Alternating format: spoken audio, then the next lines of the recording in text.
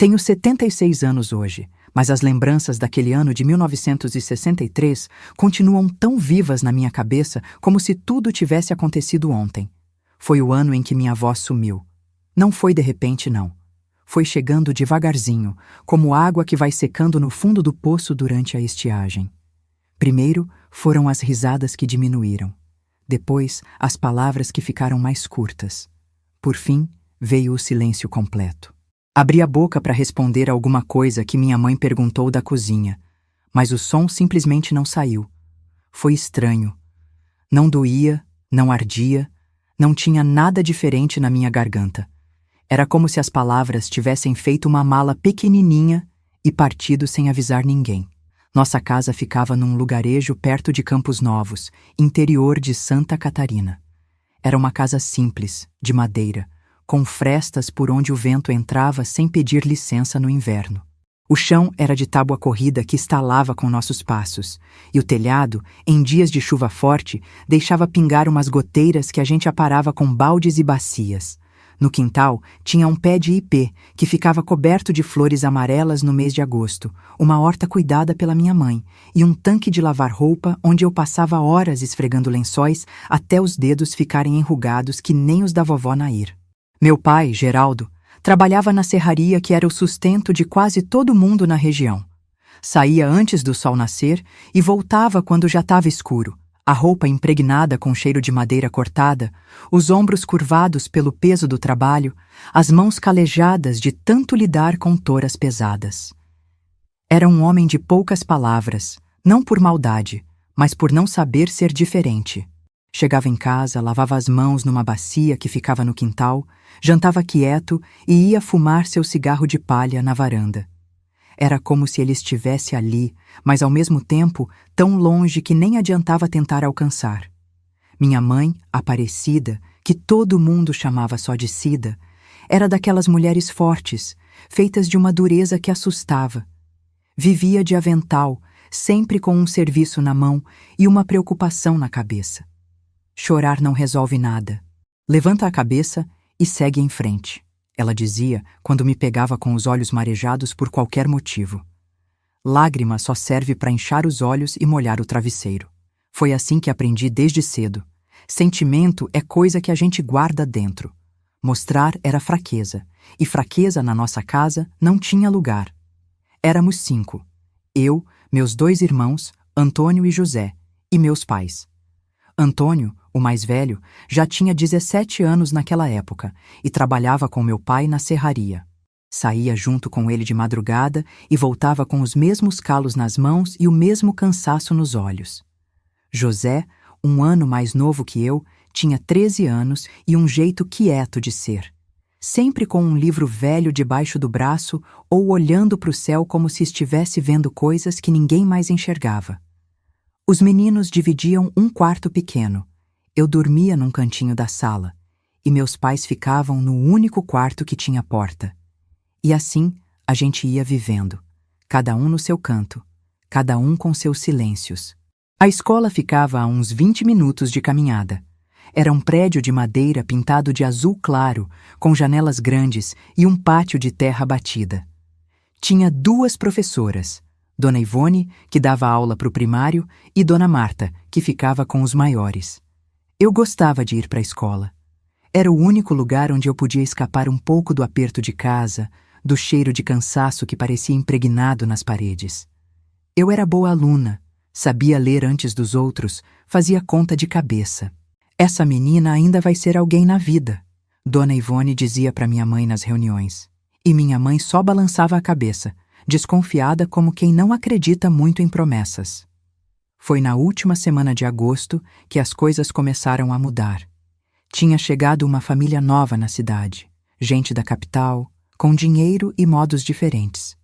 O filho deles, um rapaz de uns 17 anos chamado Ricardo, tinha olhos verdes e um jeito de olhar que me fazia sentir esquisita por dentro.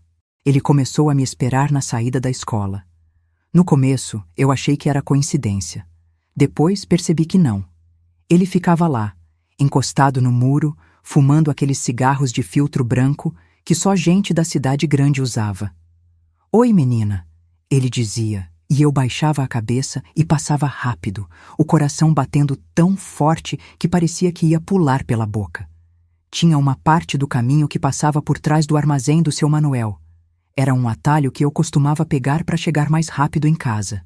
Foi ali, naquele pedaço de caminho escondido, que o rapaz me pegou pelo braço um dia. "Por que você sempre foge de mim?" ele perguntou, o hálito cheirando a cigarro e alguma coisa amarga que eu não conhecia. Tentei me soltar, mas ele era mais forte. "Você é bonita demais para ser tão tímida", ele disse, chegando tão perto que pude contar as pintinhas amarelas no verde dos olhos dele. O que aconteceu depois? Eu nunca contei para ninguém. Nunca mesmo. Guardei dentro de mim, como um caco de vidro que a gente engole e que vai cortando por dentro, devagar, durante anos e anos. Voltei para casa naquele dia com as pernas bambas e um rasgo na blusa do uniforme. Minha mãe estava na porta, esperando com aquela cara que ela fazia quando estava brava. "Onde é que você se meteu, menina? Tá todo mundo esperando para almoçar." Abri a boca para explicar, mas nada saiu. Foi a primeira vez. Ali mesmo, na porta da minha casa, descobri que as palavras tinham ido embora. No lugar delas, só um buraco seco e um nó na garganta que doía quando eu tentava forçar algum som. Minha mãe me deu uns tapas nas costas, achando que eu estava engasgada. Depois, quando viu que não tinha jeito, me levou para o quarto e trocou minha roupa. Viu o rasgo na blusa, viu os arranhões nos meus braços, mas não perguntou nada. Tinha coisas que na nossa casa a gente não perguntava. Tinha coisas que era melhor não saber. Naquela noite, deitada na minha cama improvisada na sala, ouvi meus pais conversando baixinho na cozinha. "Deve ser frescura", meu pai resmungou. "Amanhã ela tá falando de novo." Mas minha mãe não tinha tanta certeza. "E se for alguma doença, Geraldo? E se for algo grave?" O medo na voz dela era novo para mim. Nunca tinha ouvido minha mãe com medo antes. Era sempre ela quem resolvia tudo, quem sabia o que fazer. Mas dessa vez, nem ela sabia. O dia seguinte amanheceu e eu continuava muda. E o próximo também. E o outro. Uma semana se passou e o silêncio foi ficando mais confortável que qualquer palavra que eu pudesse dizer. Era como se eu tivesse descoberto um lugar seguro dentro de mim mesma, um lugar onde ninguém podia entrar e machucar. Minha mãe começou a ficar desesperada. Primeiro me levou no posto de saúde, onde o Dr. Marcos olhou minha garganta, fez eu dizer "ah", o que obviamente não consegui, e no fim deu de ombros. "Não tem nada de errado fisicamente", ele disse, ajeitando os óculos no nariz. "Deve ser coisa da cabeça." Foi aí que começou nossa peregrinação. Se era coisa da cabeça, como dizia o doutor, então era caso para benzedeira, para rezadeira, para pastor, para qualquer um que pudesse exorcizar o que quer que tivesse se apoderado de mim e roubado minha voz. Primeiro fomos na Dona Teresa, uma senhora que morava na saída da cidade e que todo mundo dizia ter o dom de curar. Ela me fez sentar numa cadeira de palha, passou raminhos de arruda em volta de mim e murmurou orações que eu não entendia. Saí de lá do mesmo jeito que entrei, calada. Depois foi a vez do pastor Jeremias, de uma igreja nova que tinha aberto na cidade. Ele colocou as mãos na minha cabeça, gritou palavras que pareciam vir do fundo do peito, me sacudiu pelos ombros, pedindo que eu falasse em nome de Jesus. Fechei os olhos com força e desejei estar em qualquer lugar menos ali. A igreja do pastor Jeremias foi nossa última esperança naquela primeira rodada de tentativas. "É o demônio que está calando essa menina", ele sentenciou logo que me viu. "Mas nós vamos expulsar ele no nome de Jesus." O culto de libertação durou 3 horas. 3 horas de gritos, de mãos na minha cabeça, de óleo sendo derramado sobre mim, de pessoas falando em línguas estranhas ao meu redor. E eu ali, no meio daquela confusão toda, pensando que se Deus existia mesmo, ele devia estar tão cansado quanto eu. Voltamos para casa já de noite. Minha mãe chorava baixinho, sem fazer barulho. "O que foi que aconteceu com você, minha filha?" ela perguntou, mais para si mesma do que para mim, enquanto me ajudava a tirar o vestido manchado de óleo. Eu quis dizer. Juro que quis. Quis contar sobre o rapaz de olhos verdes, sobre o medo que senti, sobre a vergonha. mas as palavras continuavam presas, como passarinhos numa gaiola sem porta. Os dias foram passando e a vida foi se ajustando ao meu silêncio. Na escola, Dona Ivone arranjou um caderninho onde eu escrevia quando precisava responder alguma coisa. Os outros alunos, no começo, ficavam me olhando como se eu fosse um bicho de circo. Alguns até tentavam me fazer falar de propósito, me provocando, puxando meu cabelo. A Elaína é mudinha, a Elaína é mudinha, eles cantavam durante o recreio. Mas logo perderam o interesse. Gente calada não dá muita diversão. Em casa, meus irmãos reagiram cada um do seu jeito. Antônio me tratava como se eu tivesse ficado doente, falava mais alto comigo, gesticulava muito, como se volume e movimento pudessem me fazer entender melhor. José só me olhava com aqueles olhos mansos dele e às vezes deixava um desenho debaixo do meu travesseiro. Um pássaro, uma flor, o sol se pondo atrás das montanhas. Pequenos presentes silenciosos que diziam mais que muitas palavras. Meu pai continuava no mesmo, chegando cansado, comendo em silêncio, dormindo cedo. Só minha mãe não se conformava. De vez em quando eu a pegava me olhando com uma mistura de confusão e tristeza. Como se estivesse tentando decifrar um mistério que não tinha solução.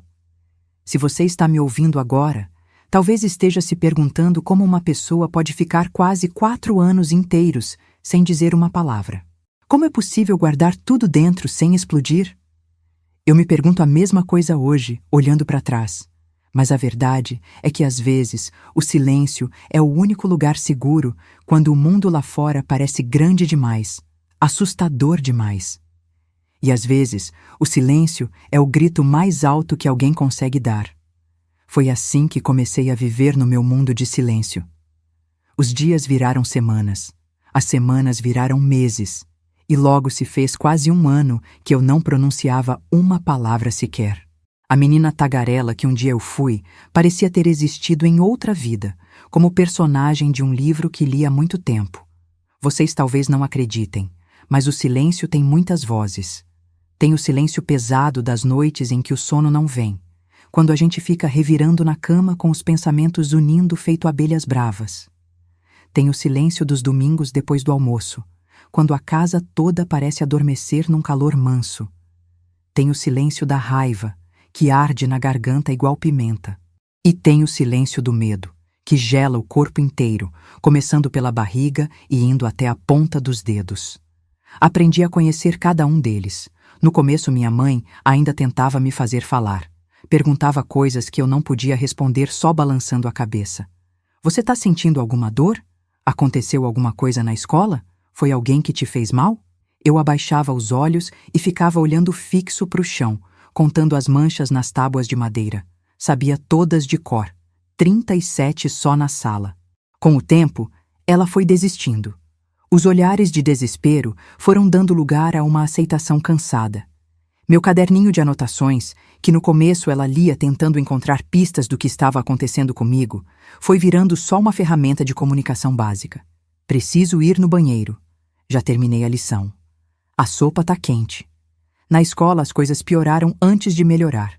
Sempre tem aqueles meninos que parecem farejar a fraqueza dos outros igual cachorro fareja comida. Tinha um grupo, liderado pelo Nestor, filho do dono do mercadinho, que vivia me atormentando.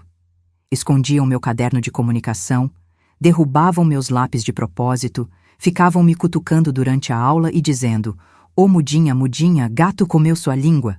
No recreio eu me escondia no último cubículo do banheiro feminino, sentada sobre a tampa fechada do vaso, abraçando os joelhos, contando os minutos para voltar para a sala.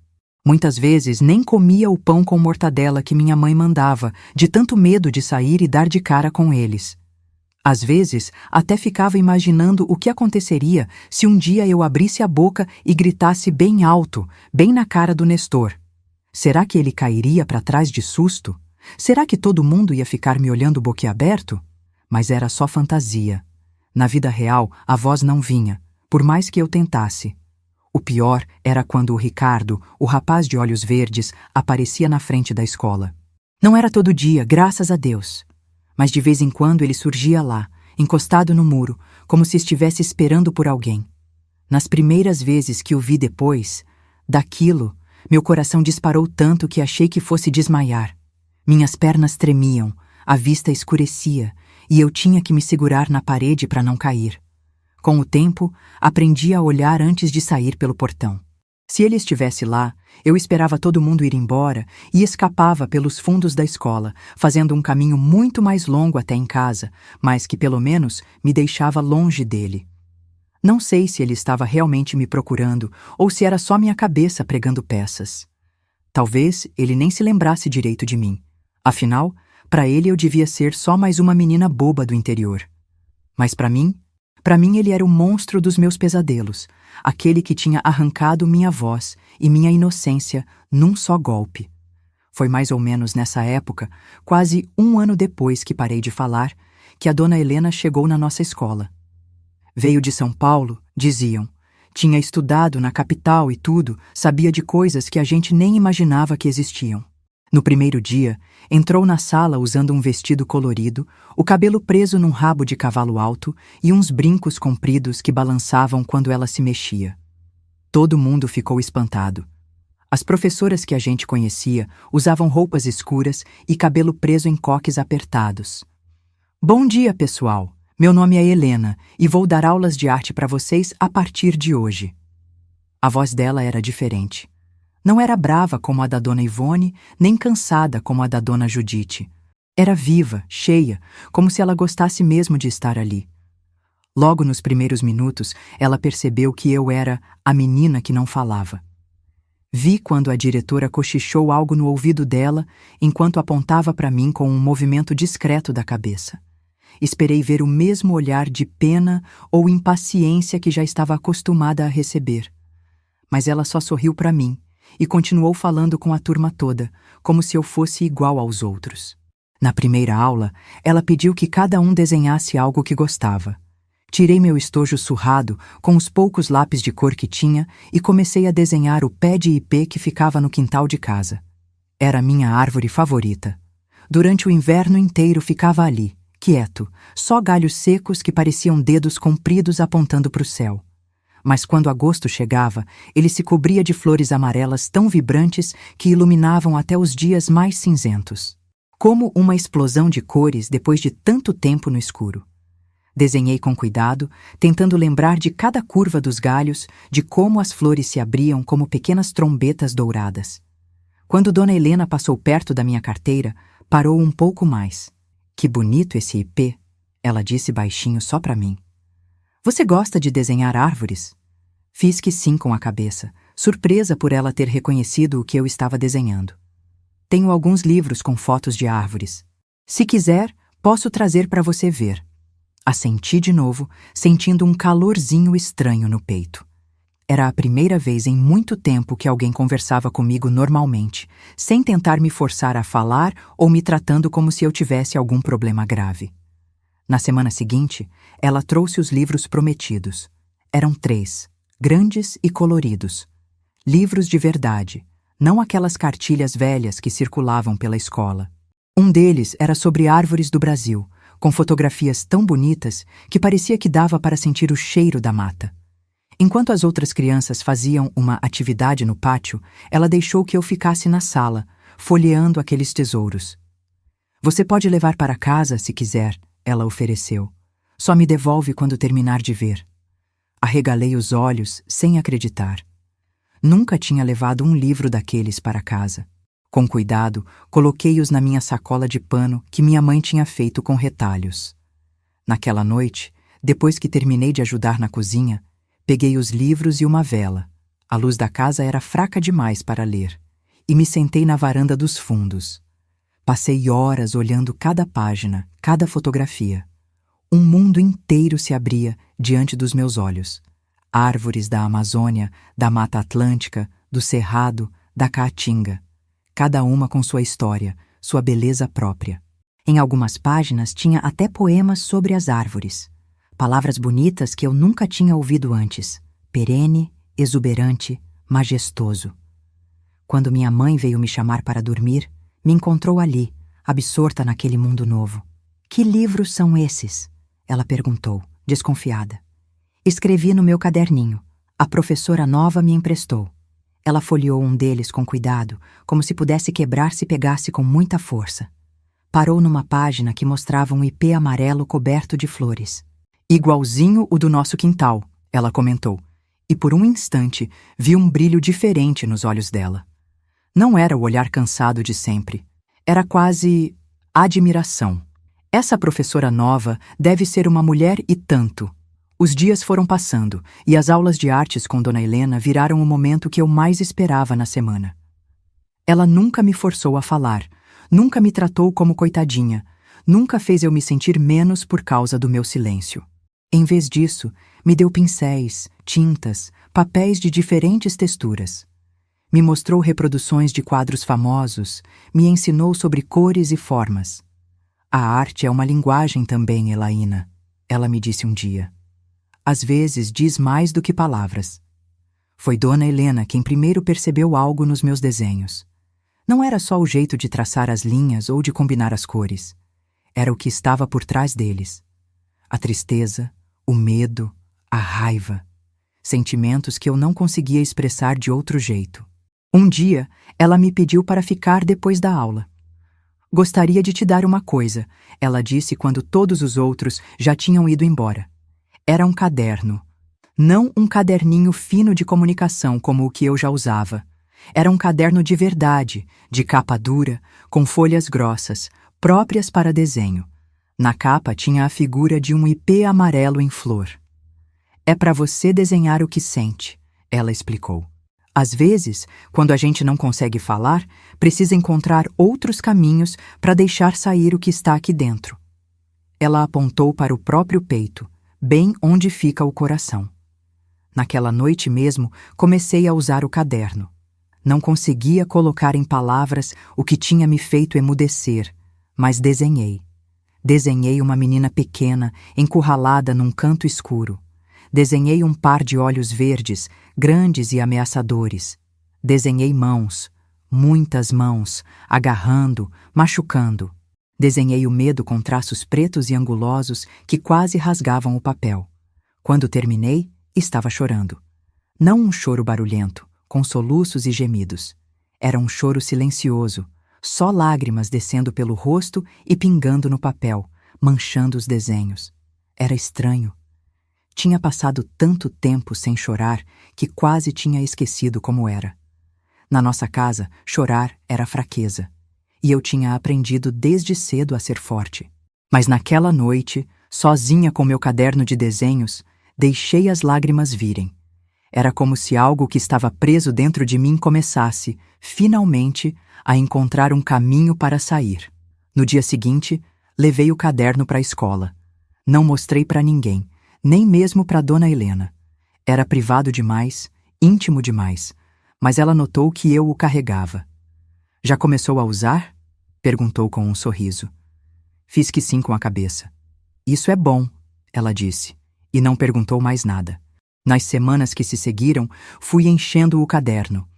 Página após página de desenhos que iam ficando cada vez mais complexos. Não era mais só o medo e a raiva. Comecei a desenhar outras coisas também. O céu estrelado que via da janela da sala onde dormia. As flores da primavera que começavam a desabrochar no quintal. O rosto de José, meu irmão, com aquele olhar manso que sempre teve. Dona Helena começou a me dar mais livros. Não só sobre árvores e plantas, mas sobre pintores famosos, estilos de arte, técnicas diferentes. Me emprestou uma caixa de giz de cera com cores que eu nunca tinha visto antes. Azul turquesa, verde esmeralda, magenta, violeta. Um mundo inteiro de cores além do azul, amarelo e vermelho básicos que eu conhecia. Um dia, quase sem querer, desenhei Ricardo. Não o Ricardo bonito e charmoso que as outras meninas admiravam. Desenhei o Ricardo dos meus pesadelos, com olhos de predador e mãos que pareciam garras. Desenhei o momento exato em que ele me encurralou naquele caminho atrás do armazém. Desenhei o medo que senti, o desespero, a vergonha. Desenhei o que nunca tinha conseguido dizer. Quando terminei, fiquei olhando para o desenho por um longo tempo. Pulsava na página, como se tivesse vida própria. Fechei o caderno com força e o escondi debaixo do colchão. Não queria que ninguém visse aquilo. Era meu segredo, minha vergonha, minha dor.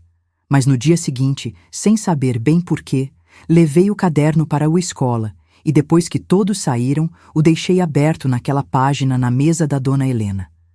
Não esperei para ver a reação dela. Saí correndo, o coração batendo tão forte que parecia que ia explodir. Parte de mim queria fugir para sempre, sumir no mundo, nunca mais encarar aqueles olhos gentis que tinham me incentivado a desenhar, a me expressar. Outra parte queria, desesperadamente, que alguém finalmente visse. Que alguém entendesse o que tinha acontecido sem que eu precisasse dizer. No dia seguinte, mal consegui me concentrar nas aulas. Quando chegou a hora da aula de artes, pensei em fingir que estava doente, em me esconder no banheiro, em fugir da escola. Mas, ao mesmo tempo, sentia uma urgência estranha de saber o que Dona Helena tinha pensado do meu desenho, se ela tinha entendido. Se ela ia me julgar, me achar suja, estragada, como eu mesma me sentia. Entrei na sala, com o coração na garganta. Ela estava lá, arrumando os materiais como sempre fazia antes de começar a aula. Quando me viu, não disse nada. Só sorriu aquele sorriso gentil de sempre, como se nada tivesse mudado. Mas depois que todos os outros alunos saíram no fim da aula, ela se aproximou da minha carteira. Gostaria de conversar com você depois da escola hoje. Pode ser? Assenti, um nó se formando na minha garganta. Ela sabia. Claro que sabia. O desenho tinha dito tudo o que eu não conseguia dizer. Às vezes penso que a vida é feita de momentos decisivos. Pequenos instantes que mudam tudo, que dividem nossa existência em antes e depois. Aquela conversa com Dona Helena foi um desses momentos para mim. Ela esperou todos os outros alunos saírem e fechou a porta da sala. Tirou da bolsa o meu caderno de desenhos e o colocou sobre a mesa, mas não o abriu. Elaína, ela começou, a voz suave mas firme. O que você desenhou? Aconteceu de verdade? Fiquei olhando para minhas mãos, os dedos entrelaçados com tanta força que estavam ficando brancos. Depois de um momento que pareceu durar uma eternidade, fiz que sim com a cabeça. Uma vez, 2, 3. Como se confirmar várias vezes pudesse tornar aquilo mais real, mais concreto. Foi o rapaz de olhos verdes? O da família que chegou no ano passado? Outra confirmação silenciosa. Uma lágrima escapou e caiu sobre minhas mãos ainda unidas com força. Você contou para alguém? Sua mãe? Seu pai? Neguei com a cabeça. Como poderia contar? Como explicar algo tão terrível, tão sujo, usando apenas papel e lápis? Como fazer meus pais entenderem algo que nem eu mesma conseguia entender completamente? Dona Helena ficou em silêncio por um momento, como se estivesse considerando suas próximas palavras com muito cuidado. Elaína, o que aconteceu com você não foi culpa sua. Entende isso? Não foi culpa sua. Foi como se alguém tivesse aberto uma janela num quarto fechado há muito tempo. O ar fresco entrando, afastando a poeira, o mofo, o cheiro de coisas velhas e esquecidas. Não foi culpa minha. 4 palavras simples que nunca tinham me ocorrido antes. E sua voz, ela continuou. Ela não desapareceu. Ela está guardada, protegida. Quando você se sentir segura, quando estiver pronta, ela vai voltar. Naquela tarde, não voltei direto para casa. Dona Helena pediu permissão para a diretora e me levou até uma sorveteria no centro da cidade. Pediu 2 sorvetes de chocolate, meu favorito, e sentamos num banco na praça. Não falamos mais sobre o desenho ou sobre Ricardo. Em vez disso, ela me contou histórias sobre quando era estudante em São Paulo, sobre os museus que tinha visitado, sobre os artistas que admirava. Enquanto a ouvia falar, comendo meu sorvete que derretia rapidamente no calor da tarde, senti algo estranho. Um alívio, pequeno mas real, como se um peso que eu carregava há tanto tempo tivesse diminuído um pouquinho. Não tinha desaparecido, era grande demais para sumir de uma hora para outra, mas já não parecia tão impossível de carregar. Se você está me ouvindo agora, talvez esteja passando por algo parecido. Talvez carregue dentro de você um segredo que pesa, que dói, que rouba sua voz. Quero que saiba que não está sozinho, que não é culpa sua, e que existe um caminho para fora desse silêncio, mesmo que pareça impossível de encontrar agora. Agora que estou contando essa história, com 76 anos nas costas, percebo que nunca falei para ninguém o verdadeiro motivo do meu silêncio. Nem para minha mãe, que me arrastou de benzedeira em benzedeira. Nem para os médicos, que faziam aquelas perguntas de um jeito que parecia mais interrogatório. Nem para Dona Helena, que foi a primeira a realmente me enxergar. Guardei isso tanto tempo que virou parte de mim, como aquelas manchas de nascença que a gente carrega a vida toda. Mas talvez seja a hora de contar. Talvez alguém precise ouvir isso mais do que eu preciso esconder. Depois daquele dia com a Dona Helena e o sorvete de chocolate, algo pequeno mudou dentro de mim. Não foi nada que desse para ver por fora. Continuei sem falar, continuei a mesma menina calada de sempre. Mas lá dentro, bem no fundo, uma ideia nova tinha se plantado. Não foi culpa minha. Era uma sementinha ainda, mas estava lá. Com o passar das semanas, minha mãe continuava sua busca desesperada pela cura do meu silêncio. Já tinha me levado em médico, benzedeira e pastor, mas nada adiantou. Um dia, chegou em casa com uma notícia. Tem um padre novo na paróquia de Santa Luzia. Dizem que ele já curou uma menina que era aleijada lá de Criciúma. Vamos lá no domingo. O padre se chamava Antenor. Era um homem alto, magro, de cabelos grisalhos e óculos redondos que ficavam sempre escorregando pelo nariz comprido. A igreja de Santa Luzia ficava a quase 2 horas da nossa casa, numa cidadezinha vizinha. Acordamos de madrugada naquele domingo, eu e minha mãe. Meu pai e meus irmãos ficaram, só nós duas enfrentamos a viagem. Chegamos lá, a igreja estava lotada, gente de todo canto, muitos doentes, alguns em cadeiras de rodas, outros com muletas. Todo mundo querendo um milagre. Ficamos espremidas num canto perto da porta, minha mãe segurando minha mão com tanta força que chegava a doer. Depois da missa, teve uma sessão de bênçãos especiais. Uma fila enorme se formou, e a gente esperou quase 2 horas até chegar nossa vez. Quando ficamos frente a frente com o padre Antenor, minha mãe começou a chorar. Minha filha não fala há quase 1 ano, padre. Já tentei de tudo. Por favor, ajude ela. O padre Antenor me olhou com olhos bondosos por trás dos óculos.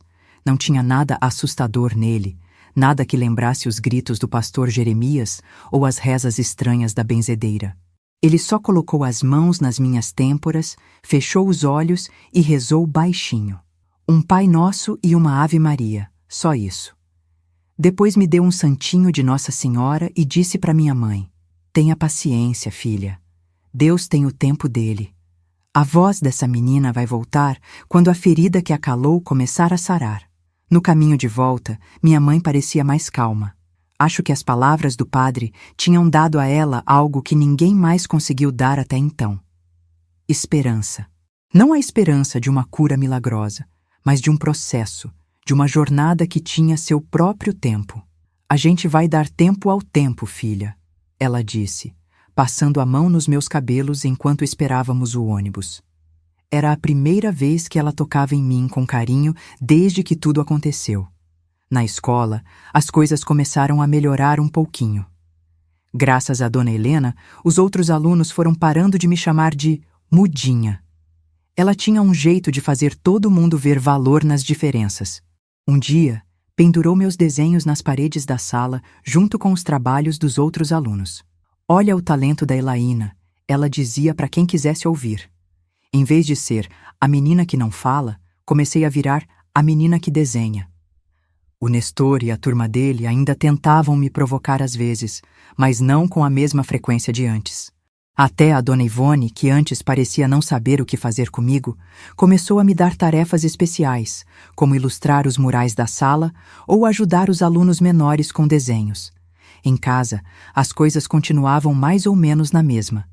Meu pai chegava cansado do trabalho, jantava quieto, fumava seu cigarro na varanda e ia dormir.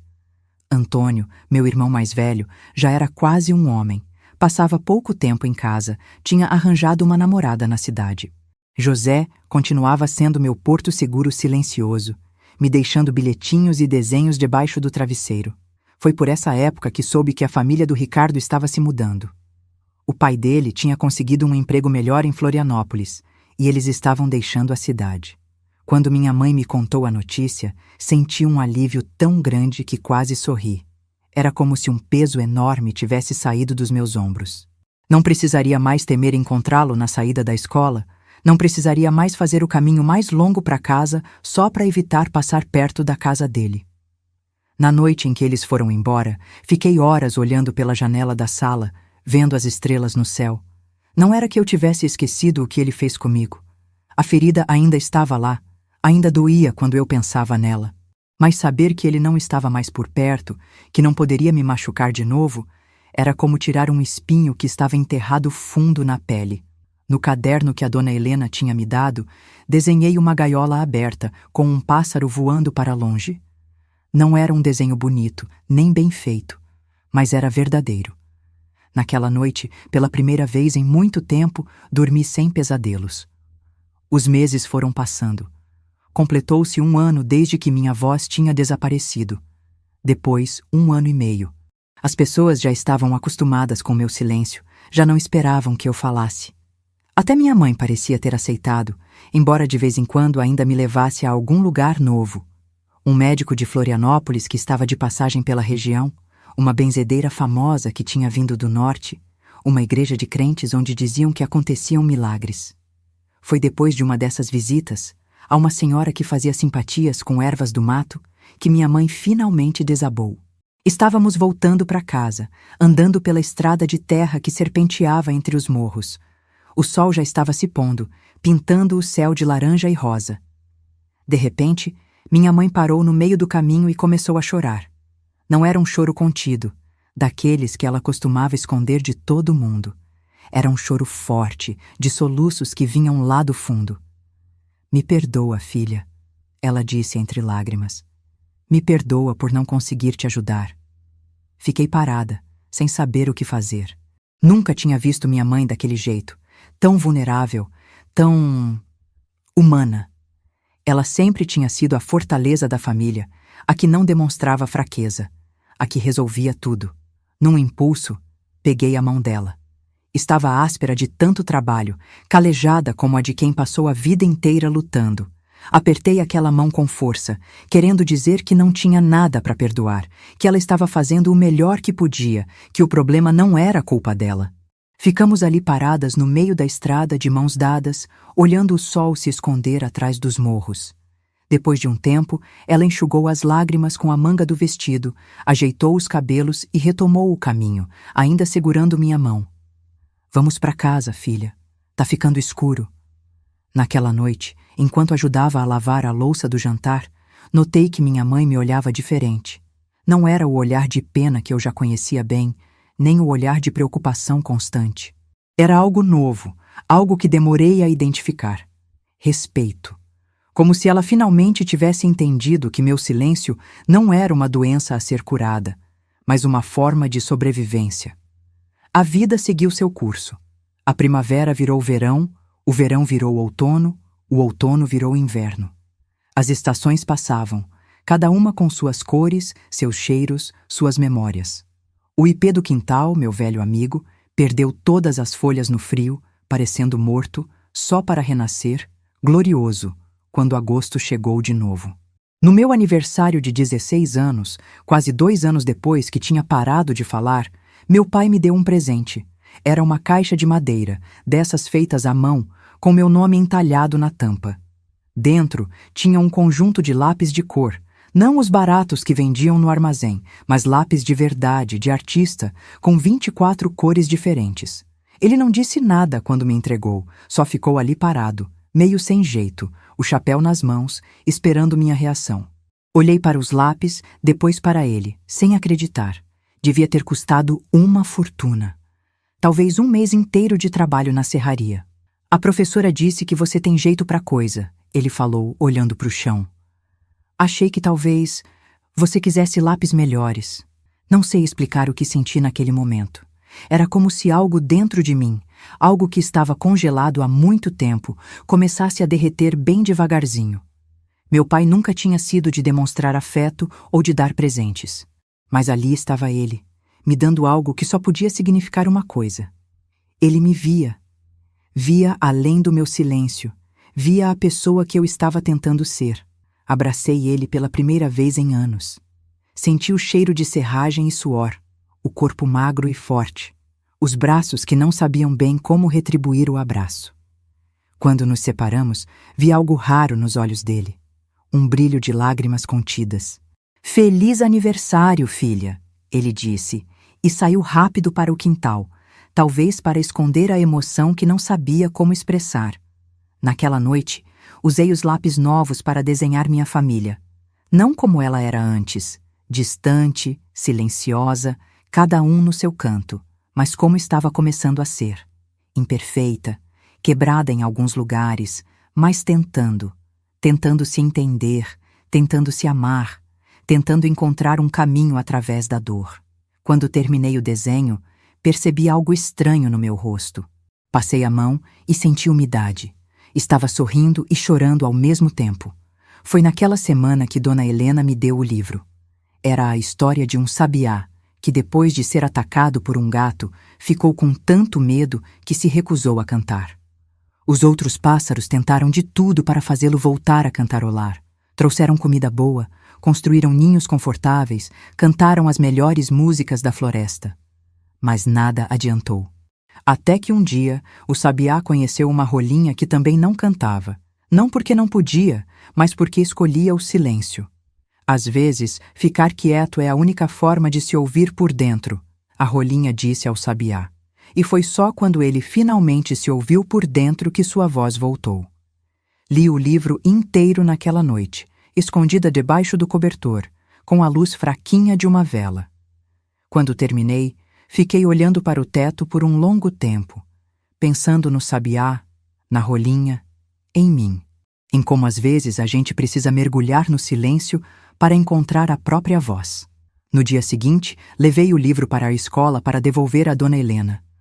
Quando acabou a aula e todos os outros alunos já tinham ido embora, me aproximei da mesa dela e coloquei o livro ali em cima. "Gostou da história?" Ela perguntou com aquele sorriso gentil que já conhecia tão bem. Fiz que sim com a cabeça. "Sabe, Elaína, tem uma coisa que aprendi na vida", ela disse, guardando o livro na bolsa. "A voz da gente nunca desaparece de verdade.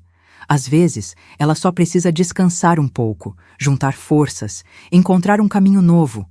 E quando ela volta, vem mais forte, mais verdadeira." Olhei nos olhos dela, sentindo aquela sementinha dentro de mim. Aquela que dizia, não foi culpa sua, crescer um pouquinho mais. E junto com ela, outra ideia começou a nascer. Talvez eu pudesse falar de novo. Talvez não agora, não amanhã. Talvez nem no mês que vem. Mas um dia. Se você está me ouvindo agora e se sente preso no seu próprio silêncio, quero que saiba. Sua voz ainda está aí. Pode estar escondida, machucada, assustada, mas ela não desapareceu. E quando você estiver pronto, quando a ferida começar a cicatrizar, ela vai encontrar o caminho de volta.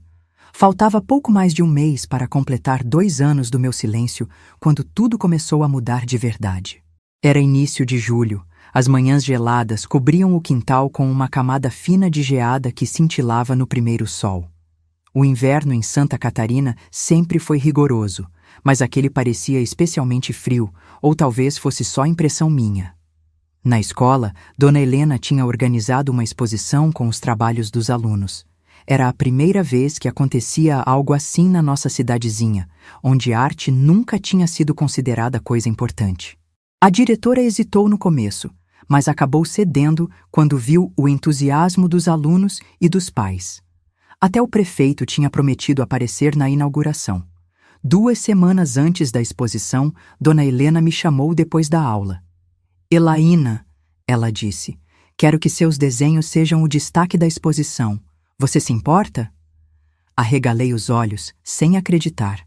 Meus desenhos? No centro da exposição?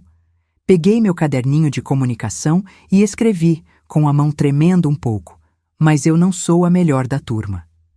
Ela sorriu daquele jeito que fazia os olhos dela ficarem pequenininhos, quase fechados. Arte não é sobre ser o melhor, Elaina. É sobre ser verdadeiro, e seus desenhos são os mais verdadeiros que já vi. Saí da escola naquele dia com um sentimento estranho no peito. Não era bem orgulho, não era bem felicidade. Era algo parecido com propósito. Como se pela primeira vez eu pudesse fazer algo que importava, algo que ia além de simplesmente existir em silêncio. Em casa, contei a novidade para minha mãe através do meu caderninho. Ela estava cozinhando, mexendo uma polenta no fogão a lenha que perfumava a casa inteira. Uma exposição? Ela perguntou, sem tirar os olhos da panela. E você vai participar? Fiz que sim com a cabeça, tentando conter a empolgação. Minha mãe parou de mexer a polenta por um instante, me olhando como se estivesse me vendo pela primeira vez. E vão mostrar seus desenhos? Aqueles que você faz no caderno que a professora te deu? Assenti de novo, esperando a reação dela. Num impulso, corri até meu cantinho na sala e peguei o caderno de desenhos que estava escondido embaixo do colchão. Folheei rapidamente, procurando algo que pudesse mostrar para ela. Encontrei um desenho do nosso quintal, com o ipê, as galinhas ciscando, a horta no fundo. Era um dos meus favoritos. Voltei para a cozinha e mostrei para ela. Minha mãe limpou as mãos no avental e pegou o caderno com cuidado, como se fosse algo precioso e frágil. Ficou olhando o desenho por um longo tempo, em silêncio. Pensei que talvez ela não tivesse gostado, que achasse uma bobagem, um desperdício de papel. Mas então vi algo que quase não reconheci. Uma lágrima descendo pelo rosto dela. Tá igualzinho, ela murmurou. Até as manchas no tronco do ipê você colocou. Naquele momento, senti como se uma janela tivesse se aberto entre nós, deixando entrar um pouco de luz num lugar que esteve escuro por muito tempo. Minha mãe nunca tinha sido de demonstrar emoções, nunca tinha chorado na minha frente. Vê-la assim, tocada por algo que eu tinha criado, mexeu comigo de um jeito que não sei explicar. As 2 semanas seguintes foram de preparação intensa para a exposição. Dona Helena selecionou 5 dos meus desenhos para serem emoldurados e expostos. Juntas, escolhemos os que mostravam uma espécie de jornada. O primeiro, escuro e confuso, feito logo depois que comecei a desenhar com ela. O segundo, ainda sombrio, mas já com alguns elementos reconhecíveis. O terceiro, o ipê do quintal, começando a trazer cores. O quarto, um retrato da minha família reunida em volta da mesa. E o último, mais recente, uma menina de costas olhando para um horizonte ensolarado. Era minha história. Sem palavras, sem explicações, mas ainda assim, minha história. O dia da exposição chegou. Era um sábado, e a escola tinha sido toda decorada para a ocasião. As carteiras tinham sido afastadas para as paredes, criando um espaço no centro, onde os trabalhos estavam expostos em painéis improvisados. Tinha desenhos, pinturas, esculturas feitas de argila e até móveis pendurados no teto. Os meus desenhos estavam num lugar especial, logo na entrada, com uma plaquinha que dizia Jornada em Cores, por Elaina Gomes. Nunca vou esquecer a sensação de entrar naquela sala e ver meu nome ali, meus desenhos emoldurados como obras de arte de verdade. Era como se uma parte de mim, a parte que tinha ficado presa no silêncio por tanto tempo, estivesse finalmente sendo vista, reconhecida, valorizada. Minha família inteira veio. Meu pai, que tinha pedido folga na serraria pela primeira vez em anos. Minha mãe, usando o vestido de domingo. Meus irmãos, Antônio e José, desajeitados em roupas que já estavam pequenas para eles. Até minha avó Nair, que morava longe e quase nunca nos visitava, tinha vindo para a ocasião. Os visitantes iam chegando aos poucos. Vizinhos, outros alunos e suas famílias, até mesmo o prefeito com sua esposa toda arrumada. Muitos paravam na frente dos meus desenhos, olhando com atenção, comentando entre si. Eu ficava um pouco afastada, meio escondida atrás da minha mãe, envergonhada com toda aquela atenção. Foi então que percebi uma senhora que eu não conhecia, parada há muito tempo diante dos meus desenhos. Era uma mulher de uns 50 e poucos anos, cabelos grisalhos presos num coque, roupas simples, mas elegantes. Ela olhava para cada desenho com uma atenção diferente, como se estivesse lendo uma história nas linhas e cores. Dona Helena se aproximou dela e começaram a conversar. De vez em quando, olhavam na minha direção. Meu coração disparou. Quem seria aquela mulher? O que estariam falando sobre mim, sobre meus desenhos? Depois de algum tempo, Dona Helena veio até onde eu estava com minha família. Elaína, tem alguém que gostaria muito de conhecer você, ela disse, indicando a senhora de cabelos grisalhos. Esta é Dona Clara. Ela é diretora da Escola de Artes de Florianópolis. Minha mãe apertou meu ombro com força, como se precisasse se segurar em algo para não cair. Escola de Artes de Florianópolis? Era um lugar quase mítico para nós. Gente simples do interior. Algo que só existia em histórias, como Paris ou Nova York. A senhora se aproximou com um sorriso gentil. Olá, Elaína. Seus desenhos são extraordinários, especialmente considerando sua idade e o fato de que nunca teve aulas formais de arte. Baixei os olhos, sem saber como responder, mesmo que pudesse falar. Dona Helena explicou rapidamente sobre meu silêncio, mas de uma forma que não me fez sentir estranha ou coitada. Ela falou como se fosse apenas uma característica minha, como ter olhos castanhos ou cabelo crespo. Dona Clara veio especialmente para ver a exposição, Dona Helena continuou. Ela tem uma proposta para você e sua família. Meu pai, que normalmente se mantinha afastado de conversas com estranhos, deu um passo à frente. Que tipo de proposta? Ele perguntou, a voz rouca de quem não está acostumado a falar muito.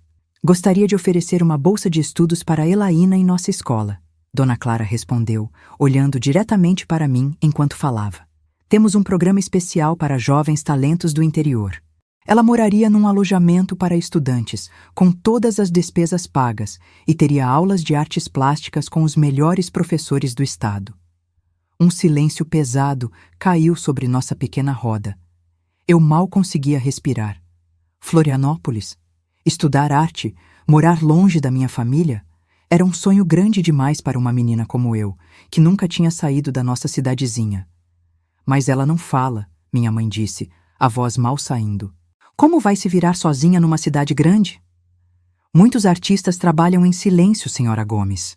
Dona Clara respondeu com gentileza. Na nossa escola, valorizamos a expressão em todas as suas formas. Elaína seria muito bem acolhida, eu garanto. Meu pai coçou a barba por fazer pensativo. Quanto custa isso? Ele perguntou, sempre prático. Como disse, é uma bolsa completa. Não teriam nenhuma despesa, além de talvez algumas roupas e materiais pessoais. A conversa continuou, com detalhes sobre como funcionaria, quando começaria, como seria a rotina. Eu ouvia tudo como num sonho, incapaz de acreditar que aquilo estava realmente acontecendo. Mais tarde, naquele dia, quando voltamos para casa, minha família se reuniu em volta da mesa da cozinha para discutir a proposta. Era a primeira vez que me lembrava de todos juntos assim, conversando sobre algo importante.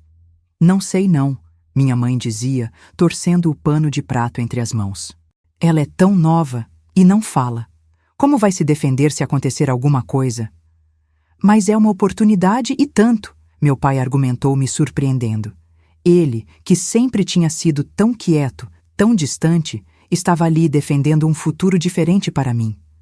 Quando é que a gente ia poder pagar uma escola dessas para ela? José, meu irmão mais novo, que raramente dava opinião em assuntos de família, se manifestou. Acho que a Elaína devia ir, ele disse baixinho. Os desenhos dela, eles falam por ela. Talvez lá ela encontre mais gente que entenda essa linguagem. Antônio, sempre mais prático, perguntou sobre os detalhes. A distância, como visitariam, se eu poderia voltar nos fins de semana. Minha avó Nair, com a sabedoria dos seus muitos anos, ficou me observando durante toda a discussão. E quando todos já tinham dado sua opinião, ela perguntou: E você, Elaína? O que você quer? Todos os olhares se voltaram para mim. Peguei meu caderninho e, com a mão tremendo, escrevi: Eu quero ir. Não era só pelo desenho, embora eu amasse criar com as cores e linhas. Era a chance de começar de novo, de ser mais do que a menina que não fala. Era a possibilidade de encontrar um lugar onde meu silêncio não fosse uma deficiência, mas apenas uma forma diferente de ser. Minha mãe leu o que eu tinha escrito e seus olhos se encheram de lágrimas. Ela se levantou da mesa e saiu para o quintal sem dizer nada. Meu pai suspirou fundo. "Vou falar com ela", ele disse, e foi atrás da minha mãe. Pela janela da cozinha vi os dois conversando no escuro, apenas as silhuetas visíveis contra o céu estrelado. Minha mãe gesticulava, meu pai parecia estar ouvindo mais do que falando.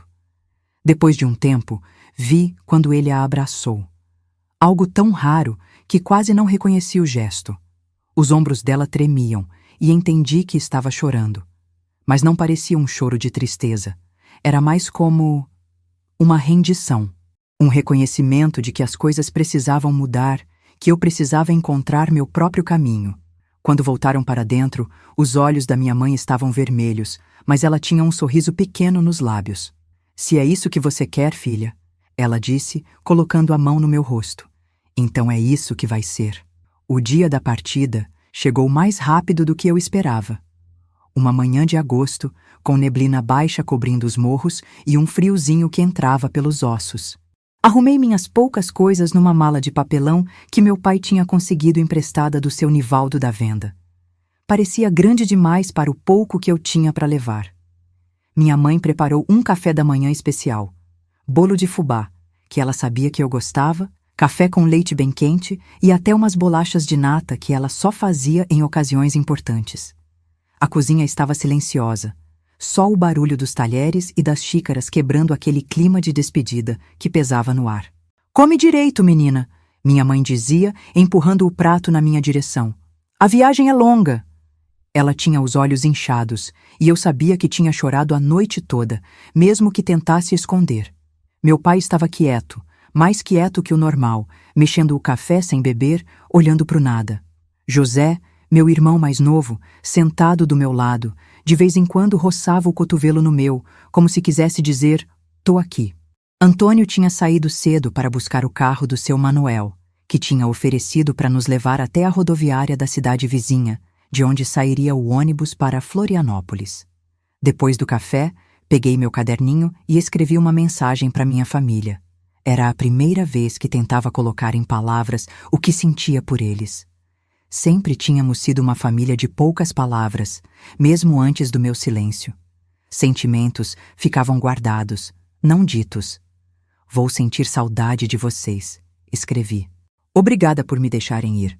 Quando minha mãe leu, vi as lágrimas que ela tentava segurar escorrerem pelo rosto. Meu pai pigarreou, desviando o olhar para a janela. José sorriu aquele sorriso tímido dele, os olhos brilhando de um jeito diferente. Antônio chegou com o carro, buzinando lá fora. Era hora de ir. Peguei minha mala, meu caderno de desenhos, a caixa de lápis que meu pai tinha feito. Na porta de casa, parei um instante e olhei para trás. Para a cozinha onde tantos cafés silenciosos tinham sido tomados. Para a sala onde eu dormia num canto. Para as paredes descascadas que guardavam tantas histórias não contadas. No carro, fiquei apertada entre José e minha mãe no banco de trás. Meu pai foi na frente com Antônio. O caminho até a rodoviária era de estrada de terra, cheia de buracos que faziam o carro pular.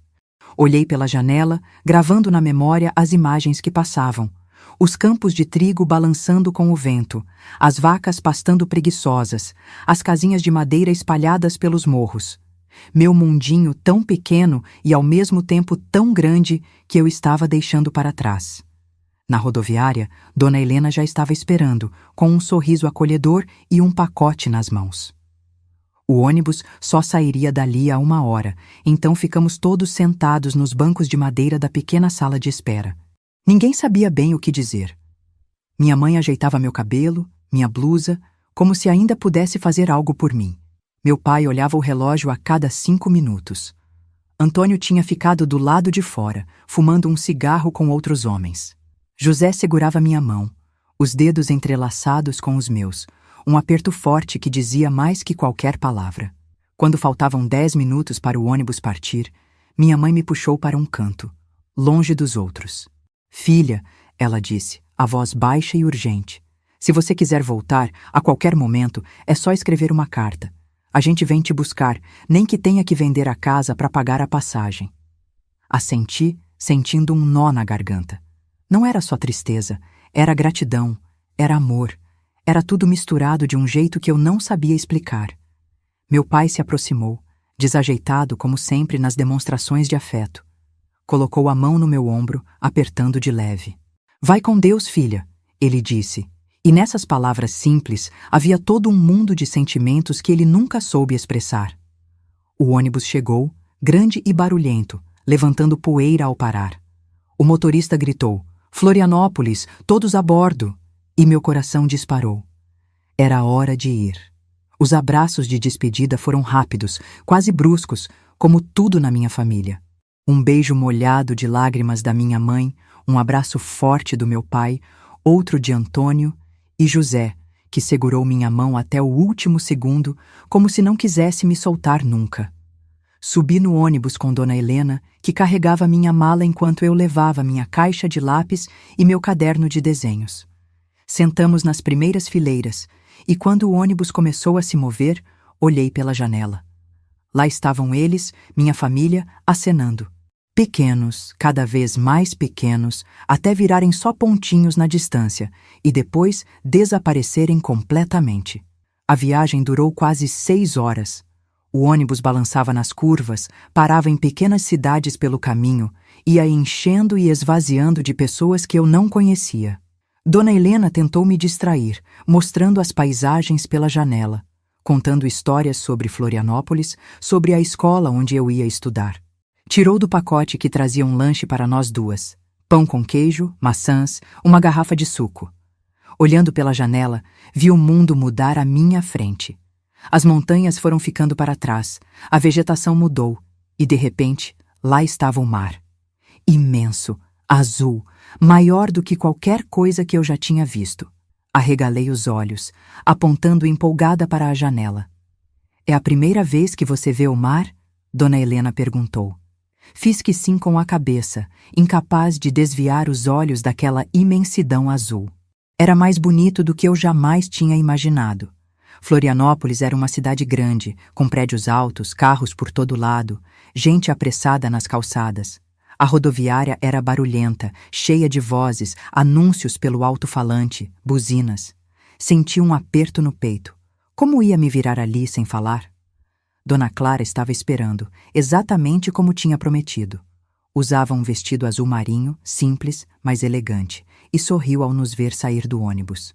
Bem-vinda a Florianópolis, Elaína, ela disse, com aquela voz calma que eu lembrava da exposição. Sorri de volta, apertando meu caderno de desenhos contra o peito como se fosse um escudo.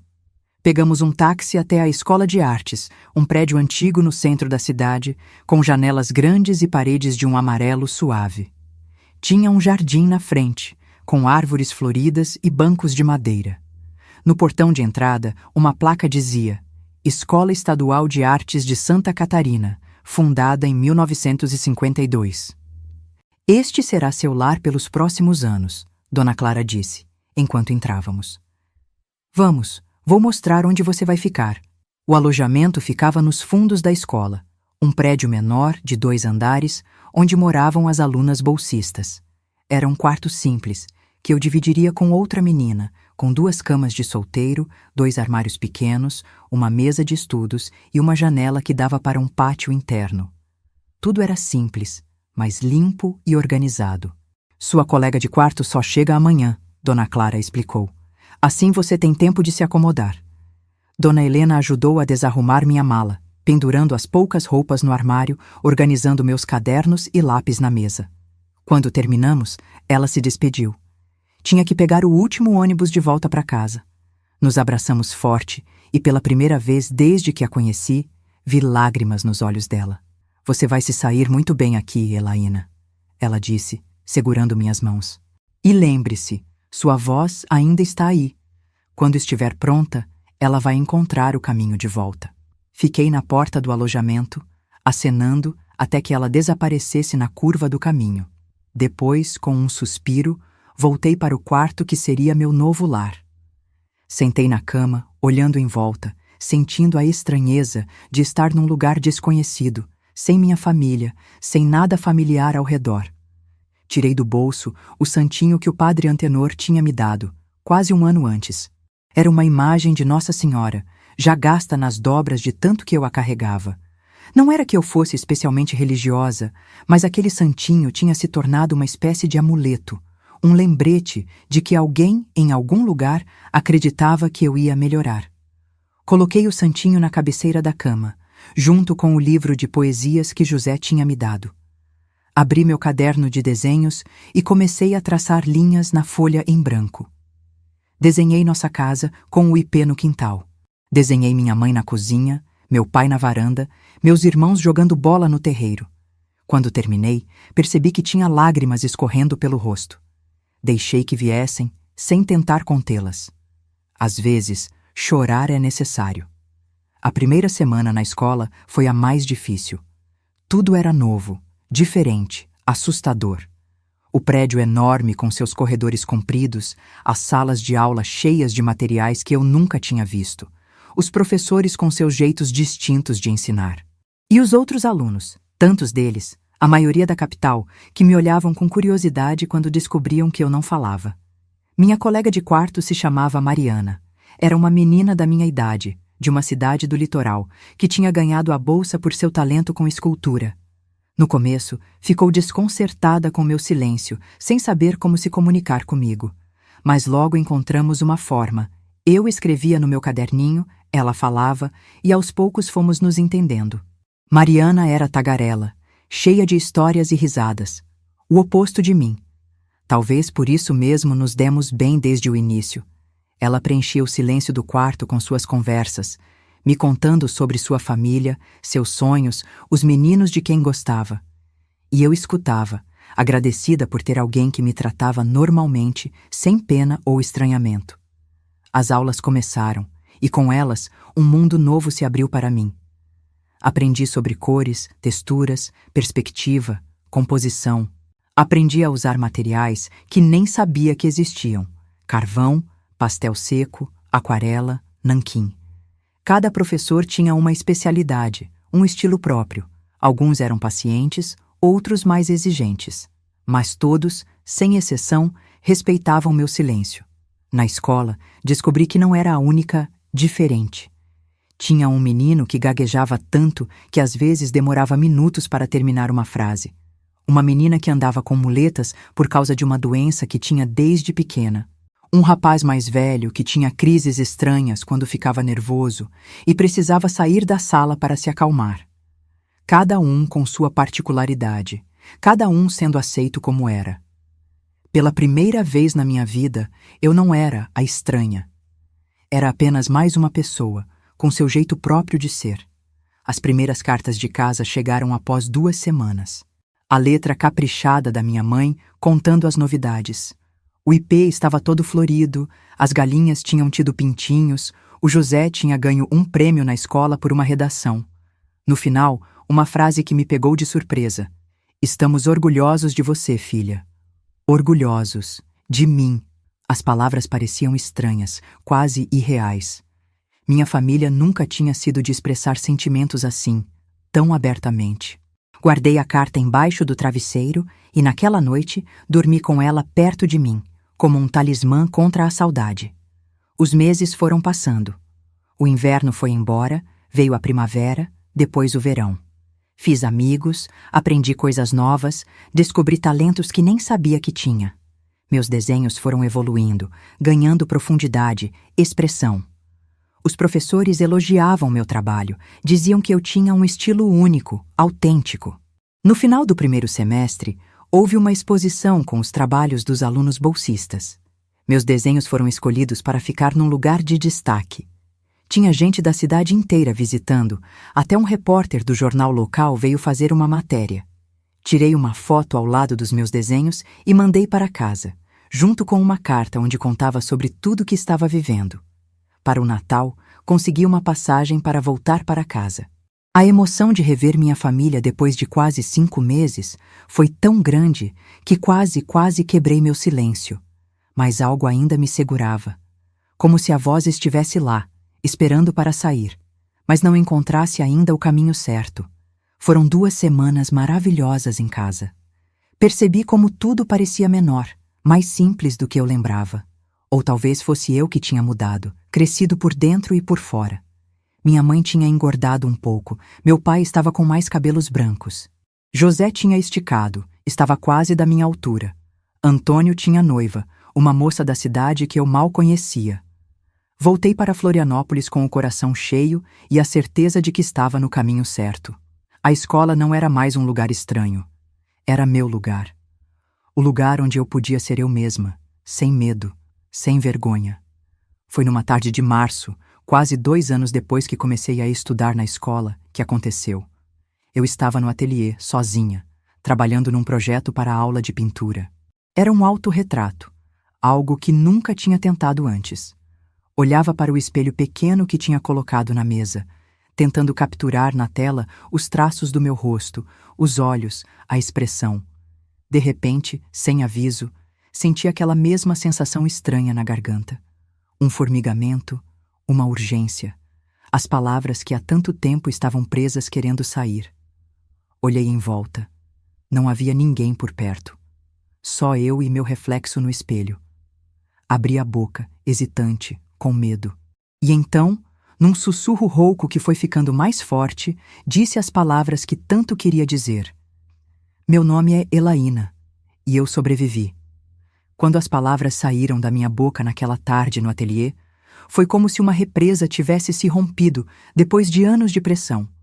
Uma palavra puxou a outra, e logo me vi falando em voz alta no quarto vazio, testando o som da minha própria voz, que saía rouca, estranha, como um instrumento que ninguém tocava há muito tempo. Meu nome é Elaína. Tenho 16 anos. Nasci em Campos Novos. Frases simples que soavam estranhas aos meus próprios ouvidos. Passei horas assim, sozinha no ateliê, redescobrindo minha voz.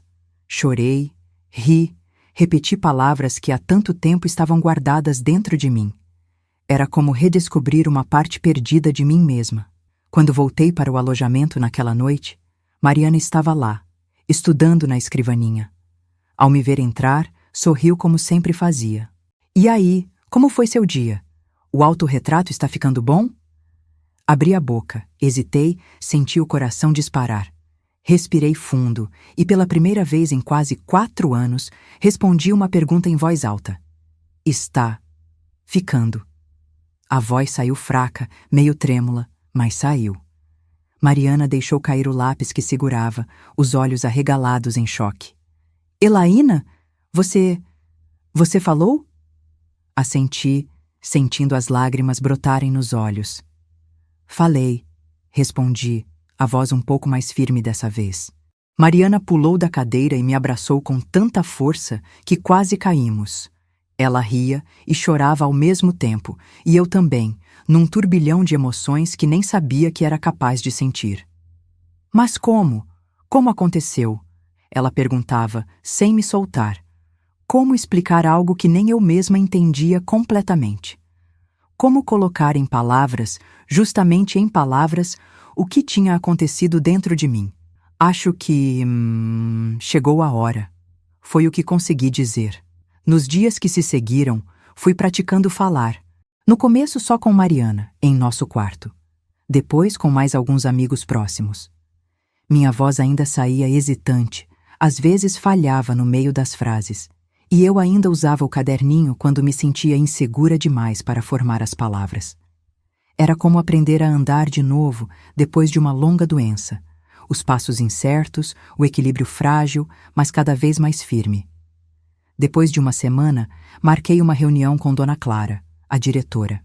Quando entrei em sua sala, ela sorriu como sempre, me convidando a sentar. Em que posso ajudá-la, Elaína? Perguntou, já esperando que eu pegasse meu caderninho para responder. Eu queria agradecer, falei, vendo os olhos dela se arregalarem em surpresa. Por tudo que a senhora fez por mim. Dona Clara levou a mão à boca, os olhos marejando. Por um momento ficou sem palavras, algo raro para ela, sempre tão eloquente. Oh, Elaína! Ela finalmente conseguiu dizer. Isso é maravilhoso. Quando? Semana passada, respondi, sentindo-me mais confiante a cada palavra. Estava sozinha no ateliê e simplesmente aconteceu. Ela se levantou, deu a volta na mesa e me abraçou, algo que nunca tinha feito antes. Sabia que isso ia acontecer um dia, disse, afastando-se para me olhar nos olhos. Sua voz nunca se foi. Só estava esperando você ficar forte o suficiente para usá-la de novo. Decidimos juntas que eu escreveria uma carta para minha família, contando a novidade. Eu queria fazer uma surpresa, esperar até as férias de julho, quando voltaria para casa, para que eles me ouvissem pessoalmente. Mas Dona Clara achou que seria injusto fazê-los esperar tanto. Seus pais sofreram com você todo esse tempo, ela argumentou. Merecem saber dessa alegria o quanto antes. Concordei. Naquela mesma noite, sentei na escrivaninha do quarto e escrevi a carta mais importante da minha vida. Queridos mãe, pai, Antônio e José, tenho uma notícia para dar. A melhor notícia do mundo. Minha voz voltou. Aconteceu semana passada, quando eu estava sozinha no ateliê. De repente, as palavras simplesmente saíram, como se estivessem só esperando o momento certo. Ainda estou aprendendo a falar de novo. A voz sai rouca às vezes, e ainda me sinto estranha usando-a depois de tanto tempo. Mas cada dia fica um pouco mais fácil. Mal posso esperar para voltar para casa nas férias de julho e conversar com vocês, de verdade, depois de quase 4 anos. Com todo o meu amor e gratidão, Elaína. Na manhã seguinte, levei a carta até o correio. Enquanto o funcionário pesava o envelope, me peguei pensando em como minha mãe reagiria ao ler aquelas palavras. Será que choraria? Será que correria para mostrar ao meu pai? Será que eles acreditariam ou achariam que era algum tipo de brincadeira? 2 semanas depois, recebi a resposta. O envelope estava manchado em alguns pontos, como se gotas de água ou lágrimas tivessem caído sobre o papel. A letra da minha mãe, geralmente tão firme e caprichada, parecia trêmula. Minha querida filha, quando li sua carta, achei que estava sonhando. Li 1, 2, 3 vezes, sem conseguir acreditar. Chamei seu pai, seus irmãos, li em voz alta para eles. José chorou igual criança. Antônio saiu correndo para contar para a noiva dele. Seu pai ficou calado, mas vi as lágrimas nos olhos dele. A primeira vez na vida que vi seu pai chorar. Filha, não sei nem o que dizer. É um milagre. O padre Antenor tinha razão. Deus tem o tempo dele. A sua voz voltou quando a ferida que a calou começou a sarar. Estamos contando os dias para julho chegar, para ouvir sua voz depois de tanto tempo. Já avisei todo mundo aqui, a dona Helena, as vizinhas, até o prefeito. Que Deus te abençoe e te proteja sempre, minha filha, com todo o amor do mundo, sua mãe. Os meses que se seguiram foram de preparação. Fiz terapia da fala com uma fonoaudióloga que Dona Clara conhecia para ajudar minha voz a recuperar força e clareza.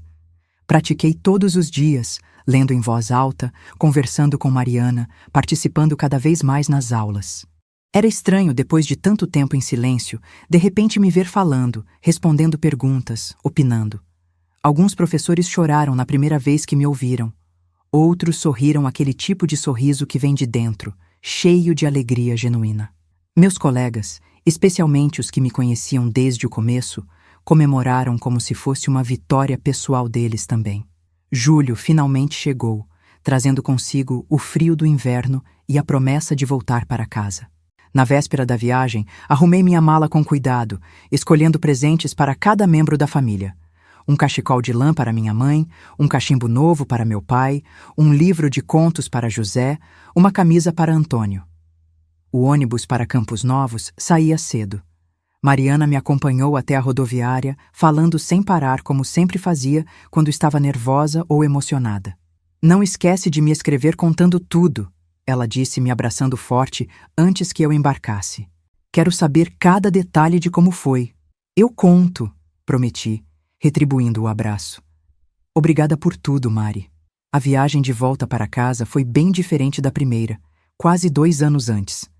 Dessa vez eu não era uma menina assustada indo para o desconhecido. Era uma quase mulher voltando para casa, com histórias para contar, com uma voz recuperada, com um mundo inteiro que tinha se aberto dentro e fora de mim. Olhando pela janela do ônibus, vendo a paisagem mudar, as montanhas começarem a aparecer, senti uma mistura de emoções. Ansiedade, alegria, um pouco de medo também.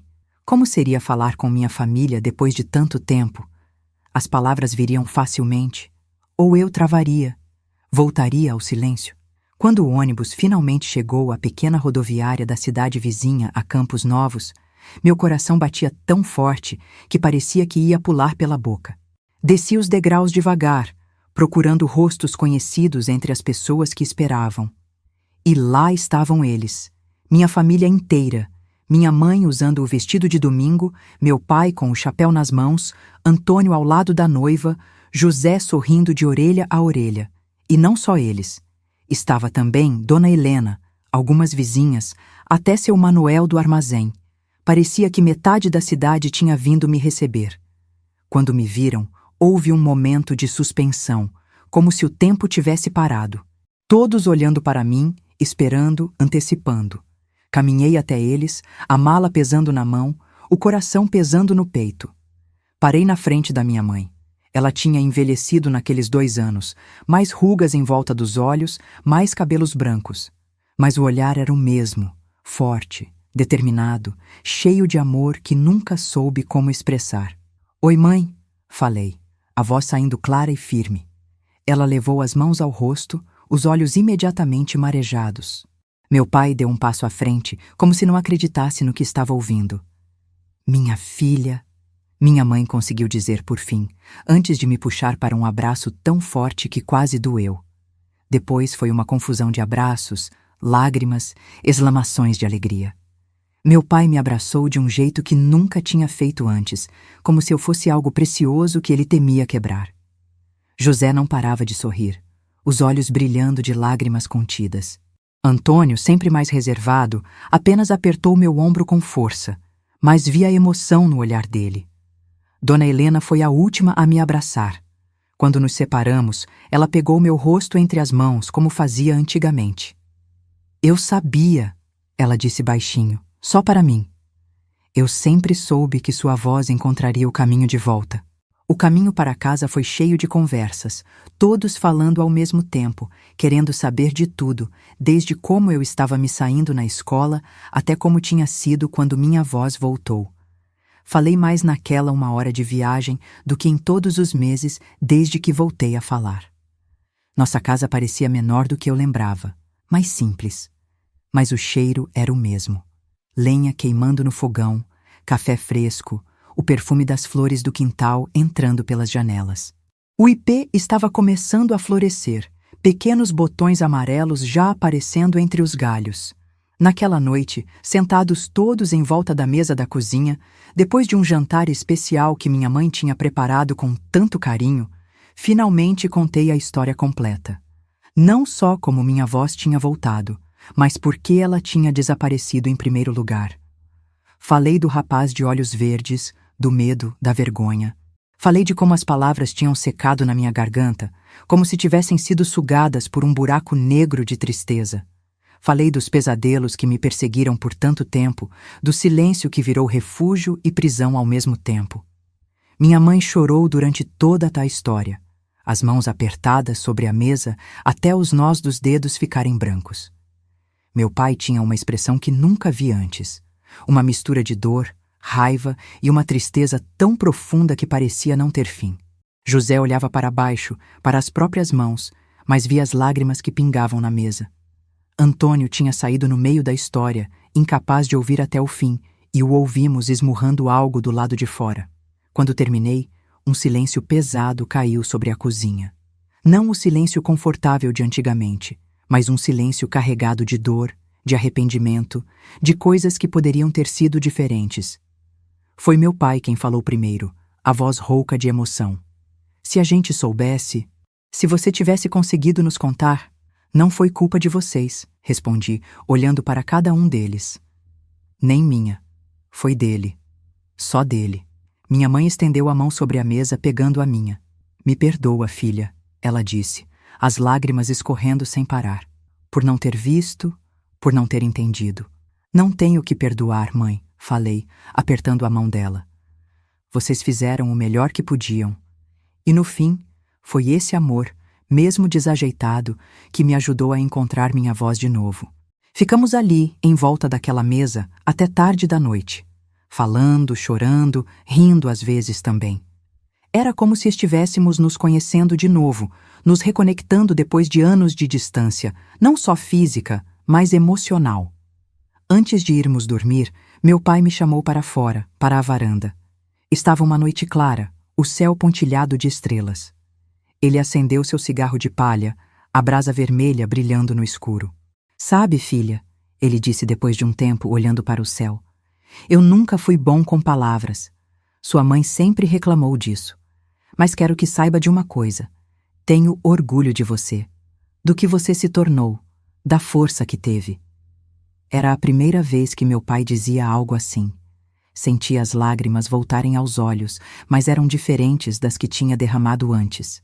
Eram lágrimas de cura, de aceitação, de amor. Obrigada, pai, respondi, a voz embargada. Também tenho orgulho de ser sua filha.